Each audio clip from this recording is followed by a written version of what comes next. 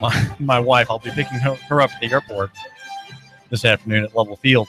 What would you do about the bow tie situation? I'm wearing a blue shirt, and I thought, well, I can't go wrong with a striped tie, bright red and bright blue, and that is what I'm wearing. It was a safe choice, and I did it early enough not to have to rush through that process and come to the studio and talk to you, my listener. I'm very grateful, by the way, for you, my listener, being here. And all I need from you is just a couple of minutes, just a couple of moments to tune in and be here for the David Tulis program every morning at 9 o'clock. And I want you to know that radio works when you support all of our advertisers, all the people whose names you hear between the soft parts of the program. Right, the soft parts are me and maybe a guest, and the firm, lively parts, the parts that matter in many ways, are those announcements and advertisements that are between the program. That's what my job is in the end. My job is, as the host here and the man who runs this radio station, is to make those people prosper. And you, my listener, think about this. You can prosper too if you advertise with us. We have a great marketing team and a wonderful sales team. And I'm one of the writers of commercials. I write commercials and love doing it. If you want me to be involved in promoting your business, or maybe your nonprofit organization or your church, just call me or contact me. You can email me through Nooganomics.com, which is our chief sponsor on the David Tulis Show. That's Nooganomics.com, of which I'm the very mild-mannered editor with the bow tie, the man who asks the slow questions. And I wish I'd had more time to ask more slow questions to the incumbent sheriff here in Hamilton County. His name is Jim Hammond, and he'll be running for re-election. The deadline for filing is a couple months out. It's in February, and he is working the field early to make contacts and to gain financial support from the public. After all, the sheriff does represent the public. He is accountable to the voters. And to maintain a campaign, he has to raise funds. And there's an event this evening at the Westin Hotel downtown on Pine Street. I think it begins at 5:30. But you can very likely, you, my listener, since you're the man who matters, even though you don't have an invite or anything, you should just show up and meet this man who's running for office as the incumbent. And a lot is upon him. And some things, though, are not in his hands. I asked him about reforms that touch on the cash bail system. And I'm not sure how to pursue analyzing the answer. Some, of course, is left up to the General Assembly to alter the statute. But I think there's things that can be done in lieu of cash bail and cash bond system. There's a story out of Sevier County that shows how bad that system is. And there's also a white paper that's been very recently published in Philadelphia by the comptroller. His name is Alan Butkovitz, and it came out a few days ago, and is an analysis of the direct and indirect impacts, as he calls it, of the cash bail in the city of Philadelphia, and the fact that even though there are bail bondsmen who will pay they will pay your bond, or at least make a show of paying your bond, and charge you just the 10% fee, which they keep, right? Ordinarily, well, that causes many problems. The bondsman, I think our system is not liquid anymore, not solid. Someone needs to look at this question. Do bondsmen put up the amount do they pay the full bond to the county, or do they just put up a promise to pay, or to make good on a promise to pay, if the bonded person skips out? And I'm not sure. I think it may be an actual fractional system now, and the bondsman doesn't have to have any capital to be in that business. But if you're the defendant and are paying the bondsman, you forfeit that 10%. So if you have $1,000 bond, you have to have $100 that he keeps, right? You have to pay him. He makes the bond, or he makes a show of having the bond, and covers you for your appearance before court. That's all the bond is, really, is an attempt to guarantee your appearance before the judge for the preliminary hearing or the trial, or the preliminaries before a trial. That's all it's for. But it is such a sign of our times that there are many, many innumerable poor people, ground up as they are in the judicial industrial complex in Hamilton County, that they can't afford it. Now, in Sevier County, and they're held for weeks. Some are held for months because they can't come up with $100. And it is a grievous system. There's a story out of Sevier County I just wanted to mention. And in that grievous narrative of a deputy of the Sevier County Sheriff's Office, his name is Justin Johnson. He had a panic attack, and now he's blaming Brian Keith Mullinax, and his girlfriend Tina Carey Joe Cody for causing it. And in that panic attack, he fired his weapon in the direction of a trailer park, just fired wildly. And this couple are accused of being responsible for his panic attack. They were held, according to Jamie Satterfield in the Knoxville Sentinel, writing at USA Today Network, 42 days in jail because they could not make the payment for the bond, and they also did not get a preliminary hearing within 10 business days, as the law requires, according to her report. Records show it's not clear why from those court records. So they couldn't make the bond. They couldn't pay the bondsman. They were living in a trailer park, right? These are people who are not wealthy, and so they are in jail. And there are many people like that.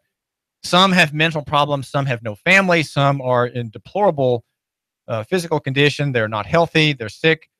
They have diabetes. They're off their meds, or they're on their meds, one or the other, having mental problems. And the sheriff is supposed to oversee them and to take care of them. He says that as many as 25%, as many as 30% are those with mental problems in his care.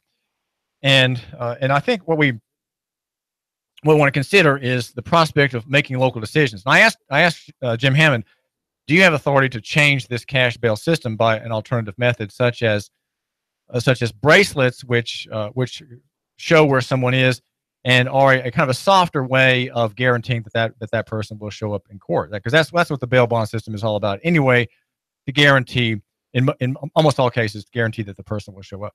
Local control. Does he have local control? And will the electorate in Hamilton County press the candidates, Jim Hammond included, press the candidates for reform? We need to have reform on several fronts in Hamilton County, and that is to uphold constitutional government, and to make the court, and to make justice have less of a black eye, to make justice truly just, and not just harassing of the poor, because that's what with policing and the rise of the warfare state, the surveillance state, policing is become a form of social management of the lower classes. You might say that that's the Marxist analysis, but that is in fact what happens. Just go to Chattanooga.com and look at the arrest report, or go to the Right to Know page on Chattanooga Times Free Press, and look at those arrested. They are they all, you can't tell, of course, just by expression who these people are. Your doleful expression might make you look poor, right? And maybe they're not all poor, but they are the kind of people who are drawn into the system. They don't know how to deal with officers. They don't know how to negotiate. They don't speak respectfully, and so on. And so sometimes personal pique and animosity might bring a person to the jail, and the officer is just going to show that person a thing or two. And so he's wielding his authority in the end abusively, in a way prohibited by, in Chattanooga anyway, the Chattanooga Police Department ethics rules that forbid any personal animus of governing an officer, and whether or not he charges someone, right? Whether or not he lays the weight of the state against someone, points the accusing finger on someone. The officer and the DA, the district attorney, the state prosecutor share in the fellowship of the finger, right? And the finger is of accusation. The finger is aimed against you, my listener. It's aimed against you. And that's because we have modern states. The state is the accuser always. The state is the offended party pretendedly, and is pointing the finger at you. And the officer is part of the state, and he is doing that work with the DA in Hamilton County. It's Neil Pinkston. Local control is always better. Just to kind of suggest how it might work in other areas, since we are lococentric here, David Tulis, lococentric, the guru, you could say, the guru of local economy and free markets, the leading Noogacentrist. I say that, and I always have to say, almost always have to say, well, there's a conflict over who's the leading Noogacentrist. Is it David Tulis or Dave Crockett? the former city council member and mayor for candidate in the last round, losing to the incumbent Chattanooga Mayor Andy Burke. And so what we try to do here on the David Tulis program, unless you want to interrupt me, and you may do that, you may interrupt me anytime by calling 800-8949, 800-8949. We argue for local solutions, and there's some evidences of that on page 13 to 15 of the Signal Mountain Separation Committee report on why Signal Mountain, with its 3 county schools, should secede, have a secession, form a confederacy, if you will, an educational confederacy of 3 schools, and the local families create a separate business, a separate corporation that is lococentric to Signal Mountain. And there are some really delightful details in why local decisions matter. And David McCullough is a very well-known, respected man in the Chattanooga area, and is on that committee. And the report says, we heard anecdotal evidence of the same problem of centralized control in the Hamilton County school system. Dr. Tom McCullough, he was a principal at Signal Mountain Middle, I'm not sure, SMMHS, one of the schools on Signal Mountain. He recounted 2 occasions during the process of interviewing and selecting candidates for vacant teaching positions. Rather than allowing the local principal to choose teachers to fill all vacancies and to build a faculty best suited to the school, the teachers from elsewhere within the systems who were deemed excess capacity, the excess capacity students ended up at among the brightest children in the county in Signal Mountain. They were deemed excess in their prior location. They were assigned to the school. In other words, the system's needs prevailed over the school's needs as best evaluated by the principal, right? The principal teacher, that's what principal means. It originally was not an administrator. It meant originally that this was the main teacher. Now you have a whole class of a whole leisure class of people who do nothing but shuffle papers and administer, right? They're involved in administration. And there's a second example that this white paper, runs about 25 pages, gives out of the Signal Mountain Dr. Tom McCullough story. There was a winter snow on the mountain. Precipitation in the valley began as rain. Concerned about the possibility of dangerous road conditions upon the higher elevations, right? Dr. McCullough called Hamilton County Department of Education's central office and asked permission to close the school early so that the students could leave and get home safely before the roads became dangerous. Well, an official at the central office, right, at corporate, you might say, told him to wait until they had made further investigation. After some time, without a response, and with the weather on the mountain growing worse, right, you can't really tell what the weather's doing on the mountain if you're down in the valley, right, in Chattanooga proper, he made a decision to close the school early for the safety of his students. Although all schools were eventually closed early, he was reprimanded the following day by his superior in the HCDE, the Hamilton County Department of Education office, for acting without authorization. So here we have a maverick, right? The maverick bureaucrat who does the right thing and is scolded. But why was he scolded? Well, he was scolded because the official who scolded him thought, if I don't scold him, then that burden's upon me. That burden of his actions and my not responding correctly against him will look like I did it, right? Because we don't want anybody to be personally responsible for making a decision early apart from central office command to close schools on account of drizzle and snow and ice coming down. We can't have that. So to avoid the personal responsibility of accepting the Mavericks act, right? That superior said, I've got to follow the rules and tell Tom McCullough, you didn't follow the rules.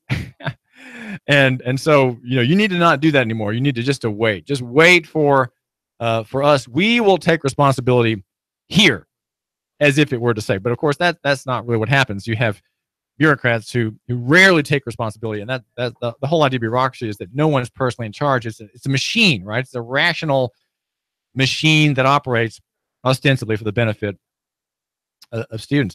The report also talks about Shelby County, where there had been some effort to investigate a secession of schools in Shelby County. That's Memphis. These reports of changes made after the separation of the 6 municipal school districts from the Shelby County system are evidence, the paper says, that local control over budgeting and decision-making can have strong effect on the quality of the educational experience of students. So it's not just the ease of administration and cost.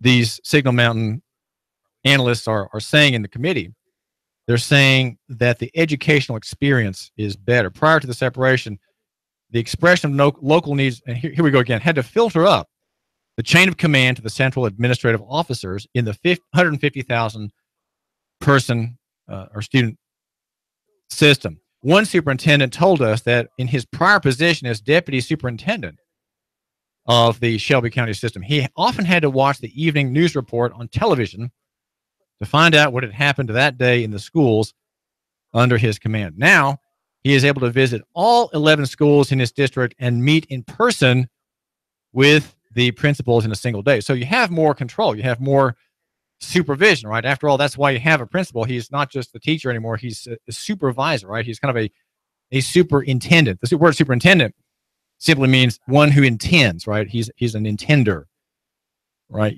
A principal of a school is a superintendent of that school. He intends the school to operate a certain way, and his intentions overpower and control the intentions of his subordinates. That would be the teachers and the administrative staff and so on.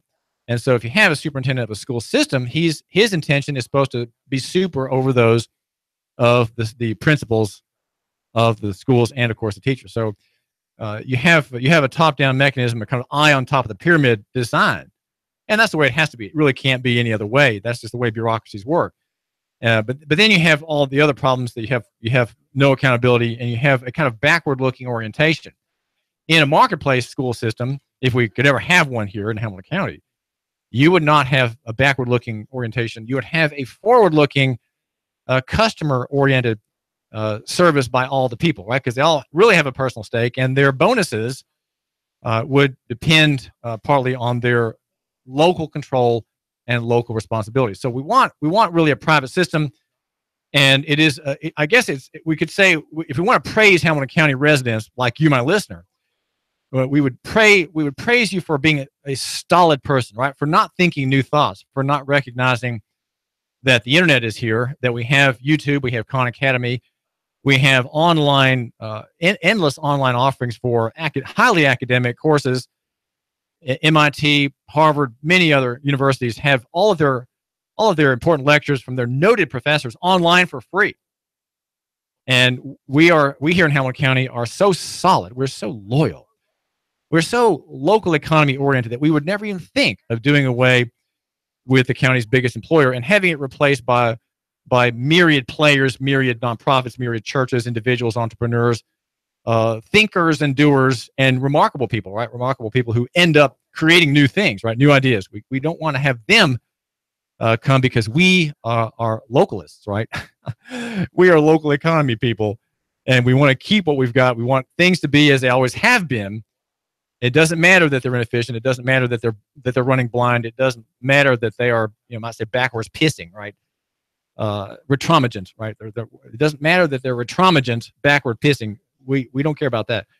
We just want things as they are, and to keep our people in their jobs, and to maintain this kind of jobs program for people with bachelor's degrees from the education department out of UT. The lowest quality student is the one who ends up in that department. The least smart people, the least innovative people, the people who would accept 3 or 4 years of education courses. They are the ones who are, their minds are the ones full of mush, right? Not the students, it's the teachers who put up with that kind of Mickey Mouse stretching out the teaching profession into a 3 or 4 year program. What you need to learn how to teach, you can probably learn in a week, and be done with it, and specialize in your field, right? That's what's really needed. And since we have a public system with civil service protections, that's not going to happen. So I think what we have to do, if we really want prosperity and blessings in Chattanooga of the kind that I mentioned a moment ago, I think we should say, let's have local decisions. The more local, the better. The less state-oriented, the less statutory control, the less compulsory the fewer compulsion mechanisms for payment of that system, the better we'll all be. The better we will all be. But, it takes courage to think outside the box, as they say. Sorry, that's a cliche, I know. And sometimes David Tulis will use a cliche just to get the point out in the remaining seconds that he has. I do thank you for joining me, David Tulis, here with a few seconds you have tuning into our wonderful multimedia platform, 92.7, 95.3 HD4. That's high definition digital radio, brought all to you by Nooganomics.com. That's Nooganomics.com. Subscribe today.